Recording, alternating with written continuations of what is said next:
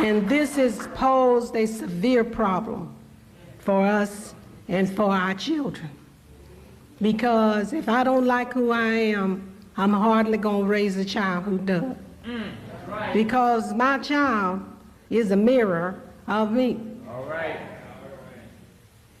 All right. The way out is through mobilization of the group to struggle for the survival of the individual. All right. And you have to understand that black folks just don't get it. All right. I'm not giving up my individual right to sacrifice for the group. That's not what it's all about. Hey, the problem with that is the Constitution gives you individual rights, but you can only protect them as a group. All right. See, that's the problem. All right. All right. That's the problem. Dr. Barbara Sizemore vehemently encourages Black America to take collective responsibility for its future. She argues that at the core of our crisis is a deep-seated lack of self-love. If we as Black people do not love ourselves, we will not love our children because they are reflections of us. Without that love, they fail to pour into them the strength, knowledge, and cultural grounding they need to thrive. Dr. Sizemore warns that this spiritual and emotional neglect undermines our future, for a people that does not invest in its youth has no future at all. Dr. Sizemore also challenges the myth of rugged individualism that has been ingrained in the Black psyche. She asserts that no individual can truly be free or powerful without the strength of the group behind them. In her analysis, the protection of individual rights is only possible when the group has built the institutions and power necessary to defend those rights. This means that each member of the Black community must contribute to the group's health and self-sufficiency, not just pursue personal success at the group's expense. A community where individuals only look out for themselves will never rise. To survive, the group must ensure that each individual member is able to take care of himself or herself, reproduce himself or herself, and take care of the progeny. And we are losing the group function. It doesn't matter where. We're losing it in the family. We're losing it in the church. We're certainly losing it in the school. We're losing it in the community. We're losing it in our institutions. Our families are disrupted. Only 26% of all African American children live with both parents. Our churches are predominantly female, 80%. Our schools are mostly dysfunctional. Children do not learn anything in them. And our communities are disorganized. No leadership, no resources, no support. Black people still don't get it. We don't get it. We just don't get it. That it's the group function that's going to carry us through. It's the group function. Individual members working together as a group in order to take care of their own children, take care of their own poor and elderly, take care of their own disorganized and mentally ill. We can't even get control of the NAACP. This is our largest organization, and we can't even get control of it. We cannot even hire and keep the executive director of the NAACP.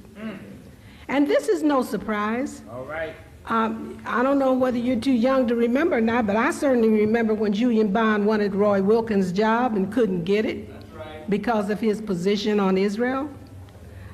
Look at the African Americans chosen by President Clinton.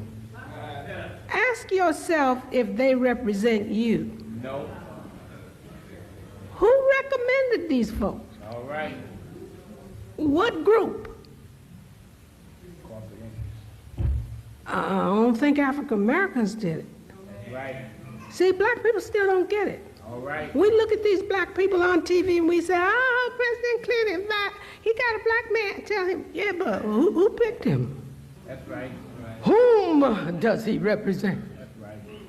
Not us. Every group, through the pooling of its own resources, lifts itself up out of poverty. That's right. If you're waiting for Bill Clinton to lift you out of poverty, you still don't get it. You really don't get it. That's right. If you're waiting for the Black Caucus to lift you out of poverty, you don't get it. You still don't get it. Every group, through the pooling of its own resources, lifts itself up out of poverty.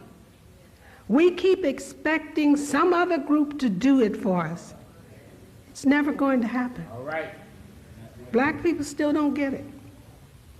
We must, through the group function, build our own hospitals. I remember when I lived at 8622 South Wabash in a neighborhood called Chatham in 1969, Elijah Muhammad wanted to build a hospital on 83rd Street. The middle-class blacks who were my neighbors in Chatham ran down to Mayor Daley and begged him to do something about this assault on our middle-class community.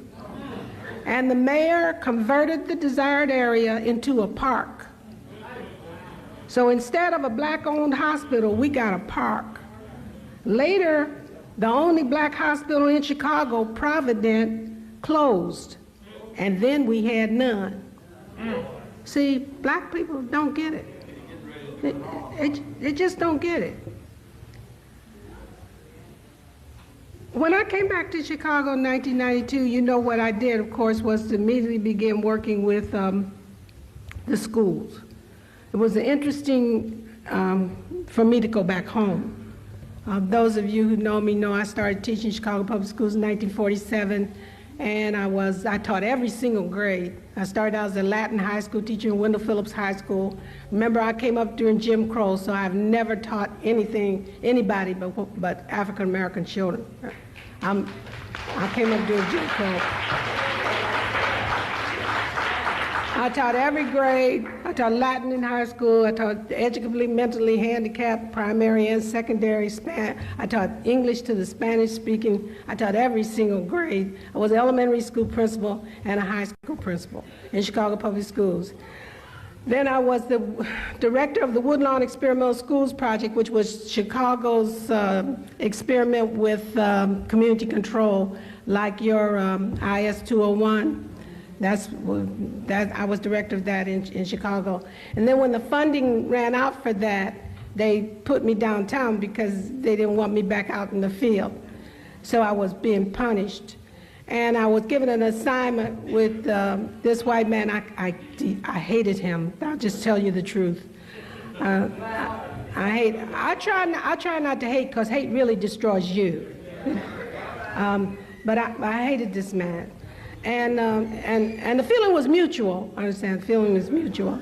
So I wrote to the deputy superintendent, who was an African American, and I wrote him a long letter. I still have a copy of this letter, and I have his reply, because one day I'm going to put it in the book, although I might wait until he's deceased. And anyway, I wrote him a letter and asked him to move me out of here because of this racist man, and also he was to some other problems. And so the African American wrote back to me and said there wasn't anything he could do to help me, that that I would just have to get through it like everybody else did. And so I quit. I quit to Chicago Public Schools and left Chicago. That was 1972.